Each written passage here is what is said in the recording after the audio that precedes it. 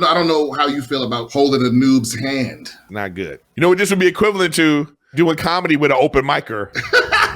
Hey, I'm Brian Simpson. I'm a stand-up comedian. Grandma didn't give a fuck. How long you was playing Mario Brothers, how far you got, how difficult it was. Get your ass up here. And my favorite thing is gaming. Today, I'll be talking with some experts to understand the psychology of gaming, and I'll hang with my friend and fellow comedian, Eric Griffin, and we're going to play Warzone together. The hit registry is off here. Oh, is it? Yeah. My next guest is hilarious Twitch personality, streamer, meme queen, and G4 host. Please welcome Avalee May. So Avalee, how did you get into gaming? I was spoiled. My first game ever was Ocarina of Time on the 64. Whoa! But, you know, being a small child, I didn't realize that there was anything past Kokiri Forest. So I didn't actually finish Ocarina of Time until I think third grade. So wow, okay. The all longest game I ever played. My first game was a game called Dig Dug. Dig Dug, and then Tecmo Bowl. Why do you think gaming's popularity has exploded and gone mainstream over the past few years? Oh, let's just talk about the past year. When the pandemic started, Animal Crossing New Horizons came out, which was like this cute little Nintendo game for the Switch where you're a human living with a bunch of villagers. And everyone that I knew, even people who weren't into gaming, ran out, picked up a Switch, got into Animal Crossing. And then through Animal Crossing, it was like their gateway to more games. They picked up Super Mario Odyssey, they picked up Breath of the Wild, they picked up all of these new Switch games that they never would have even picked up or tried before had they not have picked up this cute little animal village sim and been confined to their own house. So gaming is exploding because more people are being exposed to it. It's being normalized. A year ago, I was at the Comedy Store and I was in the back watching the Overwatch League Championships. And people were giving me shit about it. Like, hey, what are you doing watching people play video games? And I'm like, this 15-year-old kid is as much better than you at this game than as LeBron James is better than you at basketball. It is that big of a gap. It's amazing.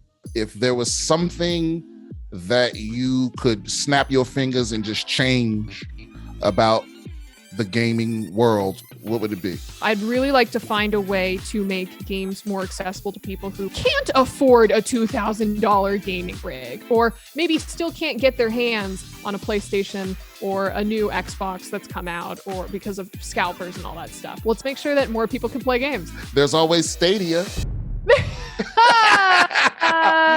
All right. Like, look how beautiful this map is.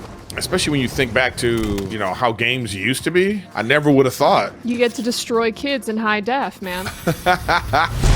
Coming up, Brian Simpson and Eric Griffin Somebody coming to us. are going to team up and see who they can take out in Warzone. Brian with 0 scores, 0 kills, 0 damage. Okay, it's going to be that kind of game. She got the golden radio voice. Well, I'm not any good at this game, but there is a professor out there that thinks gaming can be used for good. Let's talk to Jamie real quick. Thanks for taking this time here, Professor. Thanks. Is there a common psychology amongst gamers? There are common things that people come to video games looking for: stress release, community, competition, expression, that sort of stuff. You could build a pretty succinct list of the things that games do for us, and the people who gravitate towards games are ones that like to use them to satisfy those sort of psychological itches. Why does gaming sometimes bring out the worst in people? The two effects that I like to think of as like the you can't see me and the I can't see me. So when you're anonymous, that's the you can't see me part. So I'm hiding behind a screen name. The interaction that you and I are going to have is only going to last maybe a few minutes. You know, it's not permanent. It's not going to have any repercussions. It's like a heckler in the back of a dark auditorium. Yeah, once the show's over, like, you're probably never going to see each other again. And there are differences in people that would make some of these things more or less effective. And, you know, in the book, I talk about people with different learning orientations, like people with a growth mindset look at failure and setback as opportunities to learn and improve. And then people with more of like a fixed mindset say, well, if I'm failing at something, that means that I'm not good at it and I should try something else. Isn't there a third kind of person? A person that's not good at something and thinks they're great at it already? Yeah, sure. Yeah, Dunning-Kruger effect or something like that, where people are so bad at something they don't realize what they don't realize. Could I apply your theories to stand-up comedy somehow? Comedy, I mean, show business in general, but comedy specifically. There aren't enough hard achievements along the way. So even though you're progressing at your skill in your career, it's very nebulous. It's just sort of like running in a dark room where you can't see and you don't even know if you're going in the right direction, but you know you have to go full speed just in case you are. That kind of goes back to that idea of growth mindsets versus fixed mindsets. If you get up there and bomb, do you just say like, man, I am not cut out for this and I'm going to go back to whatever I was doing before this? You want more people who have a growth, orientation and say like, okay, I totally blew that. That was a bomb, but I can learn from it and I can take that as an opportunity to develop and get better. I appreciate that. You've given me new language to express how I feel, because I used to just think the reason I kept doing it is because I was an addict. Okay. I was addicted to the attention. I was addicted to the satisfaction of like finally getting the joke to work. But now I know I have a growth mindset, Mom. It could be two things. There's no rule that says it couldn't be both.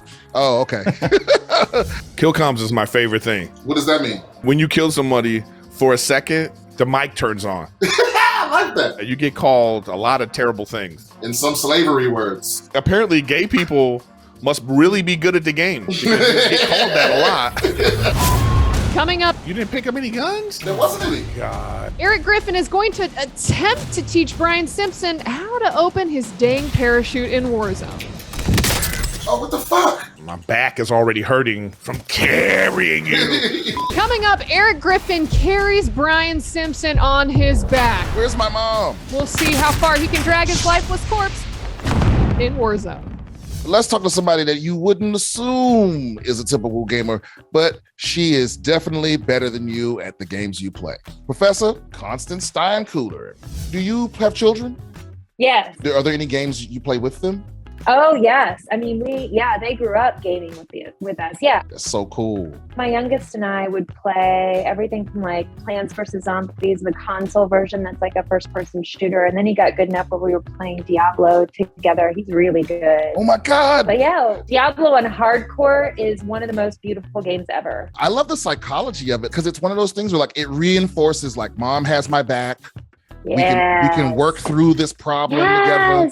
And it a lot of those hard things about parenting don't have to be said. They're just showed, right? It's oh man, I'm jealous. Is there a specific way you've thought of that we can strike that balance between the freedom online of self-expression, but also protecting people from harassment and the negative side of it? I don't think there's one solution. I tend to think more like levers and dials. If you want to accomplish stuff socially, you usually take multi-prong approach. And I think there's a lot we could do, a lot that's super obvious. Take something like an esports match. If you look at the platforms that are streaming it, if you look at the game companies, they tell you they can't do anything about what players are doing in games that's hate speech, that's harassment. But now look at like an adjacency, something like basketball or football, right? If that kind of language or there was some mass sort of chants happening that were hate speech and were not appropriate, they would shut it down. They would not allow that kind of thing to happen because they're not dumb. They know that they're going to lose their audience. They know it's going to come back on them. And game companies slink around saying they can't do anything, but there's lots of stuff they could do right now. And they're going to need to. They're going to have to self-regulate or they're going to end up regulated. I can tell you that just from my work in policy. I have an idea. I think Nintendo, they sort of halfway stumbled onto one of the possible solutions. And I remember I used to play Super Smash Brothers. Yes. Online. And they had a thing where like, if you kept being reported for quitting, you didn't know this, but you would get put on a quitter server. So all the quitters would only be playing with the quitters, and you had to stop quitting before you could join everybody else. So I feel like if you're constantly being reported for harassment, the game company doesn't have to lose money. Just put you on a server with people that want that. Yeah, You know what I mean? self-segregate. Yeah. I don't think it's difficult to implement that. Where it's like, or match you up with people that are like, I don't want to hear all that nonsense. Yeah. All right, enough bullshit. Let's get into playing. Just jump right out. Guys, where are we dropping? So I'm gonna mark a spot on the map, and then we'll go to that. Gotcha. We're getting shot at. Be ready. All right, let's see how Brian and Eric deal with the enemy team. Are they going to be able to use teamwork to come out on top, or are they both going down within 5 minutes of being in the game? I don't like your tone. Oh my God. All right, Brian is going to the gulag. Brian, do you know how the gulag works? Yeah, I gotta kill this motherfucker. So if you win this one-on-one fight, you get to come back. Oh, and it doesn't look like Brian's coming back. Oh, brother. Here we go. Can I win this gulag? Come on, Eric. Checks around the corner, throws out a grenade. Will he find anything? Doesn't look like it. Runs into the smoke, peeks around the corner. He found his target. Will he be able to take him down? Lets out a couple shots, and he is the Yeah, let's winner. get it. Now I got to get money to buy you back. Like a stepdad, got to spend my good money on you only because I love Like, your the only mama. reason I'm bailing you out of jail is to make your mama happy. All right, a new safety zone has been identified. Oh, with the snipe! And you coming back? Eric taking down a target who was standing completely still at the time, but still, a kill is a kill. Why you got to take away from my kill? There we go. Brian learned how to use the parachute, and both of his legs remain intact. Yeah. Oh, Oh, I see him. I see him. Eric's locked on. Firefight begins. Shots fired. Taking him down. Damage. Hit markers being thrown everywhere. And down Yes. goes the enemy. Let's go after these guys now. All right, now with that UAV, they're going to be able to see all of the enemies pop up as pings on their mini-map as we see Brian start a shootout with someone. Oh, Brian is knocked down. Another couple hits taken to him. He needs to get behind cover, but that's not going to be fast enough. Brian is out of the game, and for sure this time, and down goes Eric. Oh, no. This other guy. I didn't see the other guy. hey, dude, you know what? Now I'm obsessed. Give me 1 week. I'm gonna be fucking. Okay, beast I'll give mode you a this game. week because I play every day. So let's do it. But anyway, this has been great. I got to go. Brian, congratulations. We're gonna be playing more often, and I can't wait to see your special. All right, man. Appreciate you. And pleasure meeting you. You as well. Great gameplay. Super nice working with you all again. Brian, super nice meeting you. Nice talking to you, Avali. I appreciate your time. Let's do it again. Hell yeah, man. All right, well, that's it. This has been an episode of Netflix is a Joke Radio's My Favorite Thing. And I've been your host, Brian Simpson, and I've been talking about my love of gaming. I want to thank my guests, Eric Griffin, Avali May, Jamie Madigan, and Constance Steinkooler. And don't forget that you can see me on the new season of the Stand-Ups streaming now on Netflix.